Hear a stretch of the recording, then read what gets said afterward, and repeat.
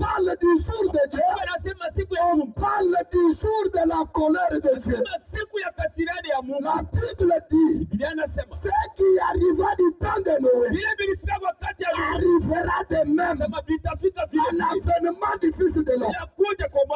Qui est le Fils de l'homme? Le Fils de l'homme a toujours été un prophète. Allez le lire dans Ésaïe chapitre 9, vous trouverez que Dieu appelle Esaïe le fils de l'homme. Ce qui arriva du temps de Noé arrivera de même à l'avènement du fils de l'homme. La Bible dit, les hommes marchaient, privés, se mariaient et mariaient leurs enfants jusqu'au jour où Noé entra dans l'âge. Les déluge vint et les fait tous périr. Amen. Amen. Les hommes marchaient comme nous marchons aujourd'hui. Les hommes privaient, ils se mariaient comme on se marie aujourd'hui. Jusqu'au jour où Noé entra dans l'arche. Et la Bible dit, les déluge vint et les fait tous périr. Amen. Amen. Verset 28 de la Bible dit encore, ce qui arriva du temps de l'autre arrivera pareil. Qu'est-ce qui était arrivé du temps de l'autre? Il y a eu 3 hommes qui étaient partis pour aller détruire Sodome et Gomorrhe. Mais parmi ces 3 hommes, il y avait un messager. Il y avait Elohim lui-même. Et celui qui devait apporter son message. Et celui qui acceptait le message. Quel était le message? C'était de sortir Sodome. Parce que le mal avait accru. Comme le mal a crissé, la colère de Dieu s'était enflammée. Et Dieu a dit, je vais détruire Sodome. Il devait passer chez Abraham. Et quand il a commencé à parler avec Abraham, il lui a dit, je vais pour détruire Sodome. Et Abraham dit, maintenant tu vas détruire tout le pays.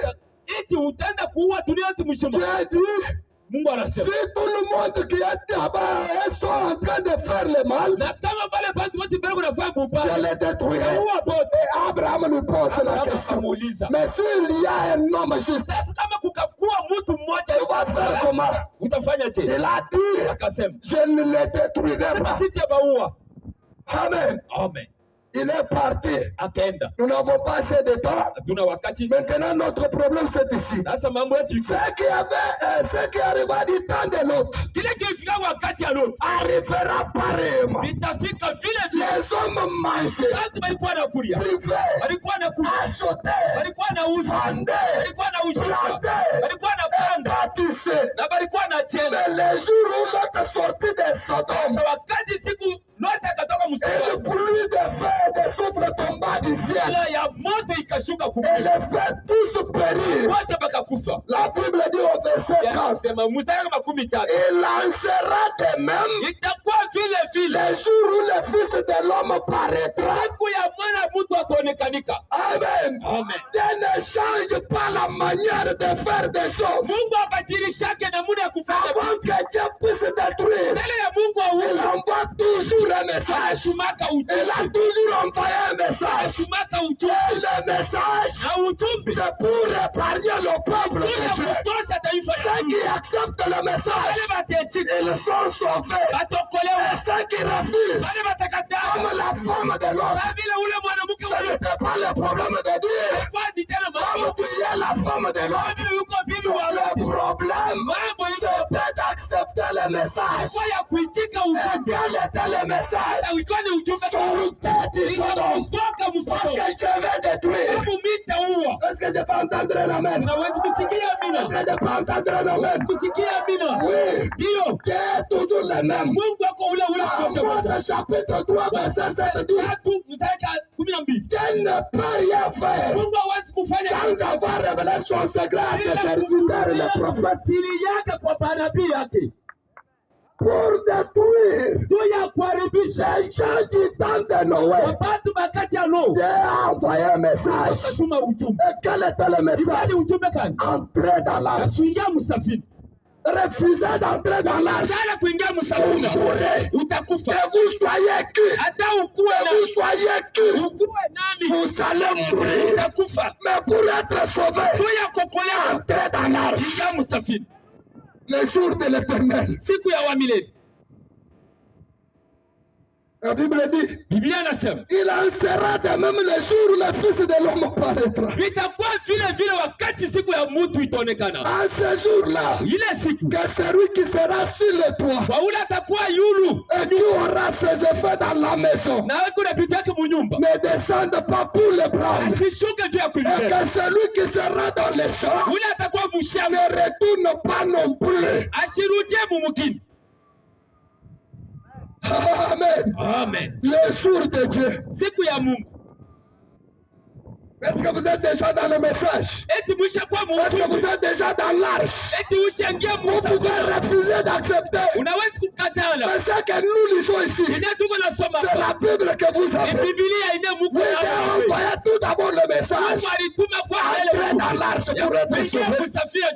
Maintenant, nous pouvons poser aussi la Bible à la question. Mais maintenant, dans notre temps ici, qu'est-ce que Dieu a promis de faire? Parce qu'il a dit que ce qui était arrivé du temps de l'autre, du temps de Noé, arrivera de même à l'avènement des fils de l'homme. Qu'est-ce qu'il a promis dans mon jour ici? Qu'est-ce qu'il a promis? Est-ce que vous ne voyez pas qu'il y a les mal qui sont en train d'accroître sur la terre? Est-ce que vous ne voyez pas les hommes qui se marient? Est-ce que vous ne voyez pas les gens qui mangent? Ce sont les mêmes signes qui avaient amené la colère de Dieu. Les hommes qui se marient entre eux, les femmes qui se marient entre eux, qui se fâchent. Et le dire, toi j'ai créé l'homme. J'ai dit que l'homme puisse avoir la femme. Mais l'homme commence à faire l'homosexualité. Non, mon esprit est indigné au-dedans de mon cou. Je dois encore détruire la terre. Mais pour que Dieu puisse détruire la terre, il ne peut pas détruire la terre comme ça non plus. Parce que s'il détruit comme ça, il est injuste. Il doit aussi suivre le même chemin. Il doit suivre le même processus. S'il nous détruit comme ça, il sera injuste. Il n'est pas Dieu. Il faut qu'il puisse prendre le même chemin. Est-ce que nous sommes là? Est-ce que nous sommes là? Je suis en train de parler du jour de l'Éternel. Malachie chapitre 4 verset 1er.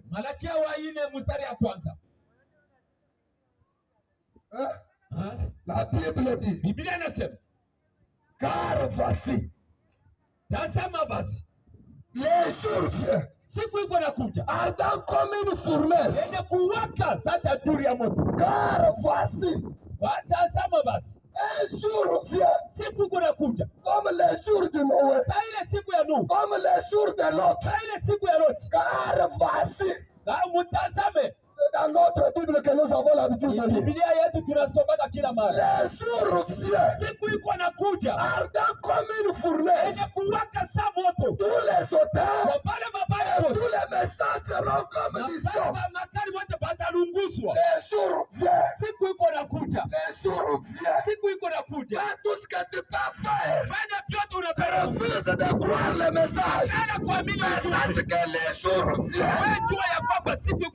Tous les auteurs et tous les méchants seront comme du sang.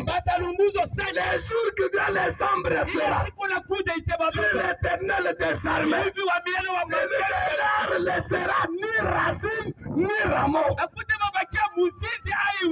La Bible dit, mais pour vous qui craignez mon nom, s'élèvera le soleil de la justice et la guérison sera sous ses ailes. mabawa yao.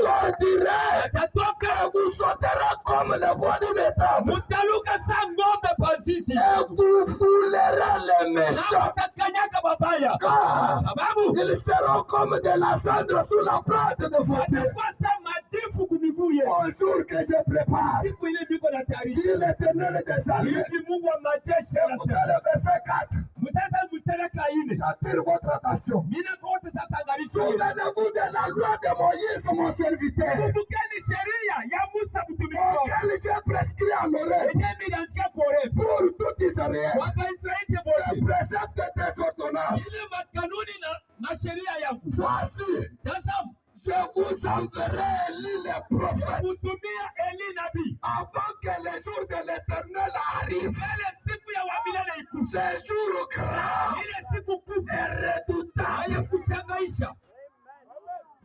Amen. Amen. Avant que ce jour n'arrive, Mbele hii siku ikuje. je vous enverrai Élie le prophète Kutumia Eli nabii. comme je vous avais envoyé Kama vile nilimtumiaka Noël le prophète. nabii. La Bible dit, Biblia inasema c'est un jour grand ni siku kubwa et ya redoutable. kushangaisha. Un jour grand et redoutable. Siku kubwa na siku ya kushangaisha.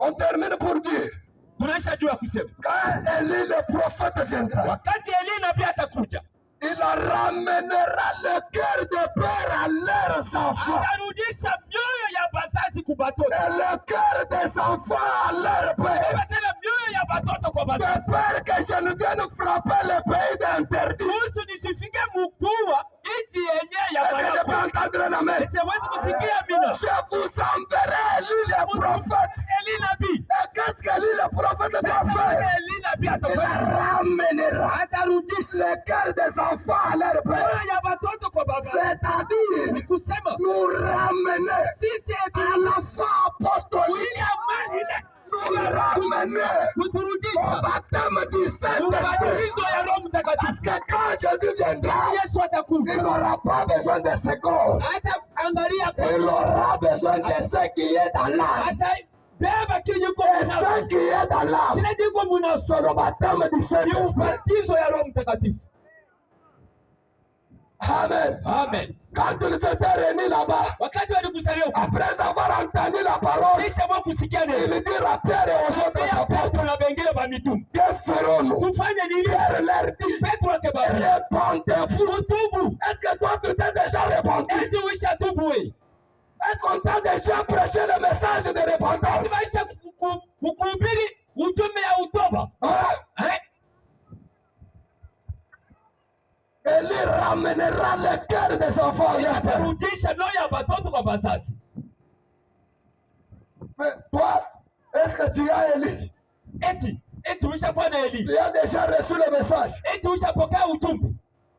Souvenez-vous de l'histoire d'Abraham, l'homme riche et Lazare. Mkumbukeni hadithi ya ule mtajiri na huyu maskini. Abraham était, Lazare était dans les bras d'Abraham, là au ciel. Lazaro alikuwa mikono ya Abrahamu kumbingu. Et l'homme riche était dans l'enfer. Ule mtajiri alikuwa Il a mkono. eu beaucoup de souffrance là-bas. Akapata matiti Il a appelé Abraham. akaita Il Abrahamu. a dit, Père Abraham, Sema baba Abrahamu, envoie Lazare. tuma Il Lazaro m'amène quand même de l'eau que je boive. aniletee maji nikunywe. On a dit, il n'y a pas moyen. Hakuna jinsi. L'homme dit, Na ule mwanaume je suis dans les tourments. inahangaika sana. Je suis dans les tourments. Yuko Je te mkuhangaika. demande, Père Abraham, Kulomba baba de Abrahamu. pouvoir envoyer Lazare. Kuhusu tume Il Lazaro. a dit à mes frères, Akaambia il watoto ne wangu, suivent pas la voie que je suis.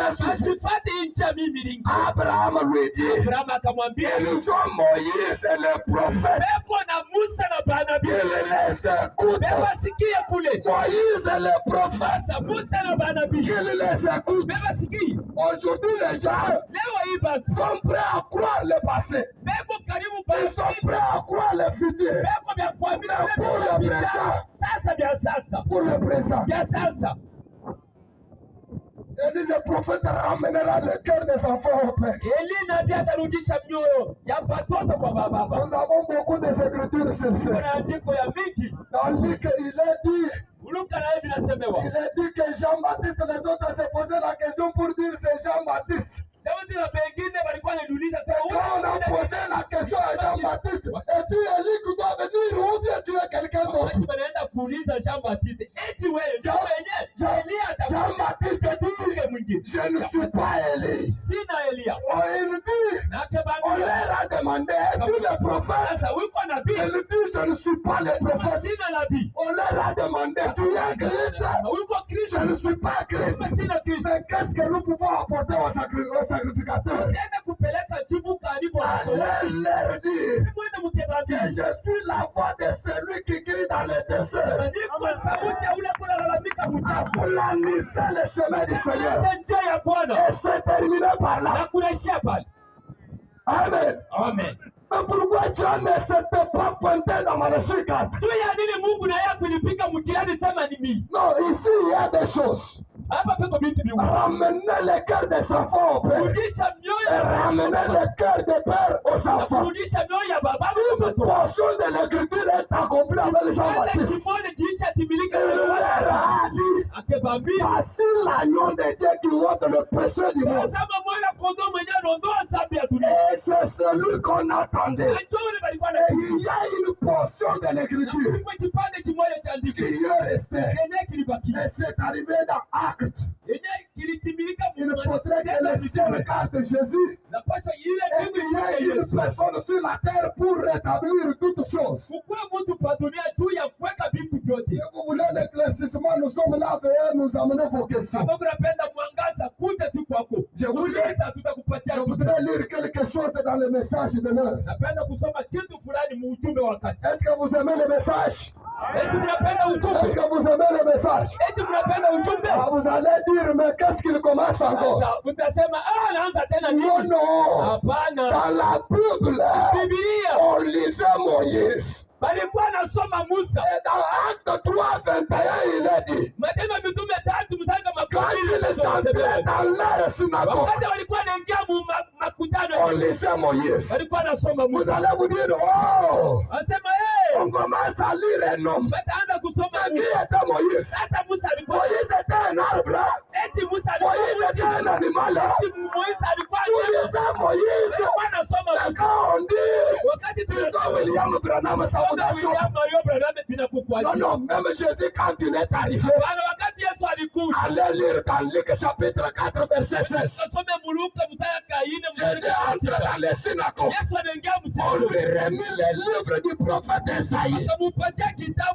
Il commence à lire.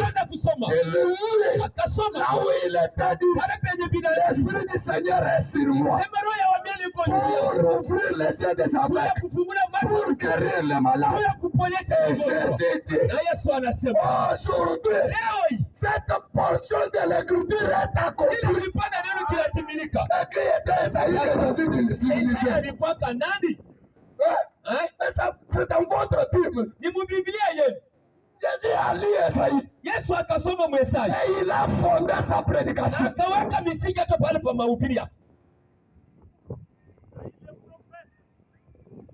Je lis ça, j'arrête. Les réalités infaillibles du Dieu vivant. Prêchez le 26-6-1960. Paragraphe 102. Le prophète dit, le programme de Dieu, c'est le Saint-Esprit. C'est la voie à laquelle Dieu a pourvu pour faire les choses.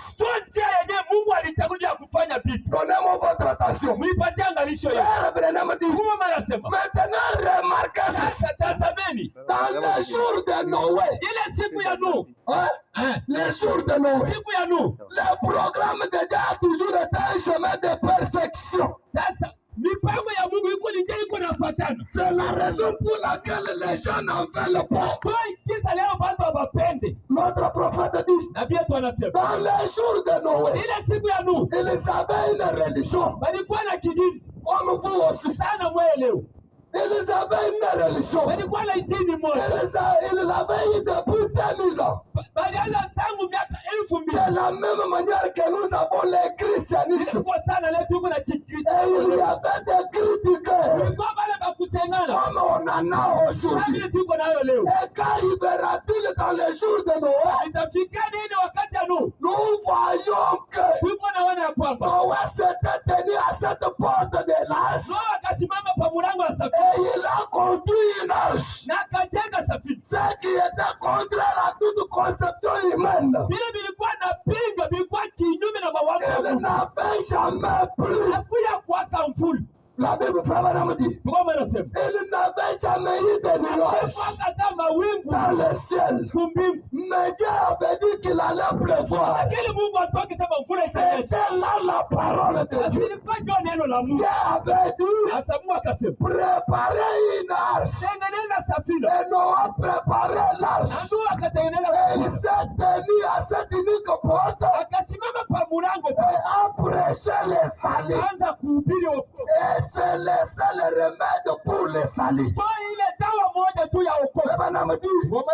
Quel type pour aujourd'hui? Il y a qui le porte pour mener à Dieu. Et cette porte, c'est Christ.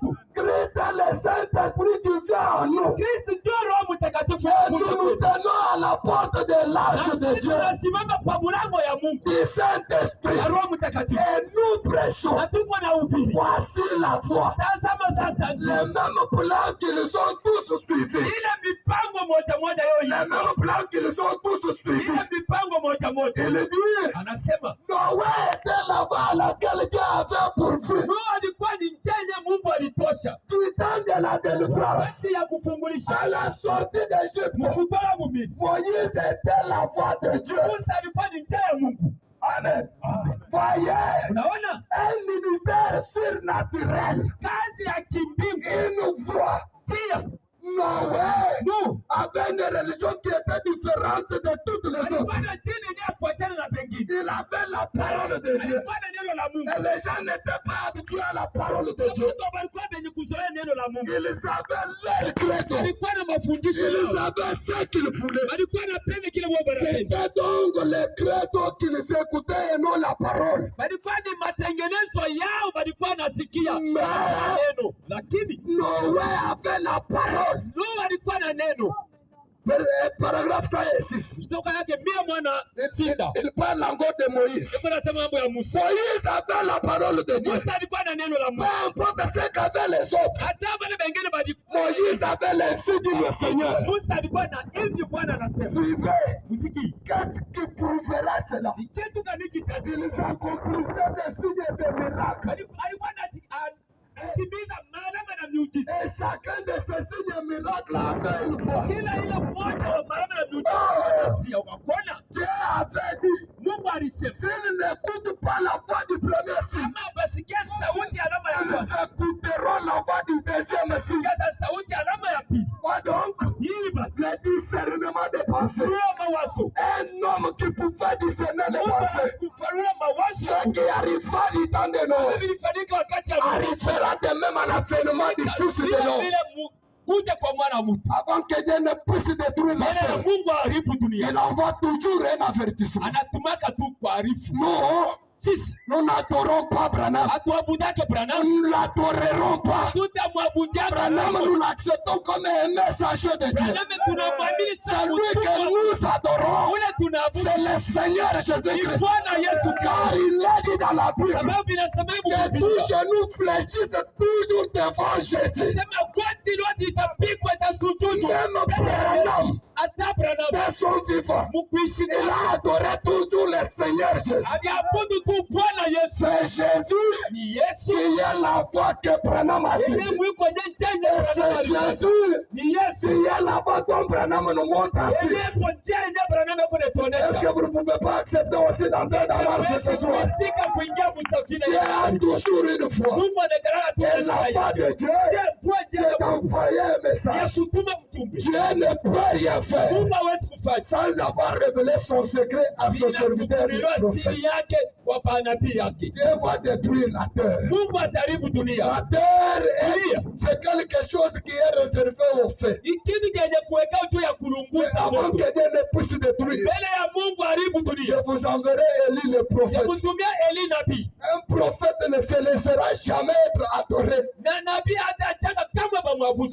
faire quelqu'un qui adore Branham, il est dans le péché.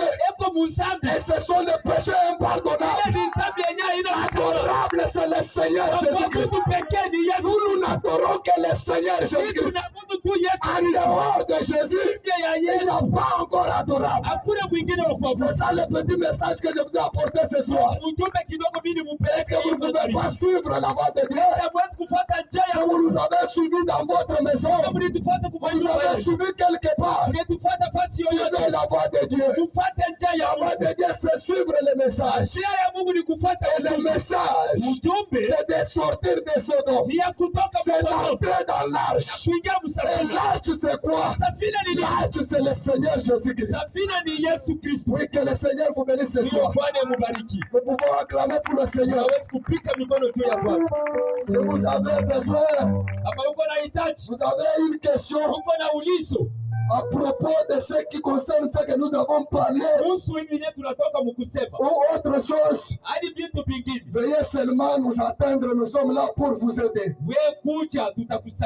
Alors je vous prie tous de vous tenir debout pour la prière. Si peut-être il y a quelqu'un malade, si vous êtes malade là où vous êtes, vous avez un problème, vous avez une difficulté, veuillez avancer si nous allons prier pour vous. Jésus-Christ est capable de vous guérir. Jésus-Christ est capable de donner solution à votre problème.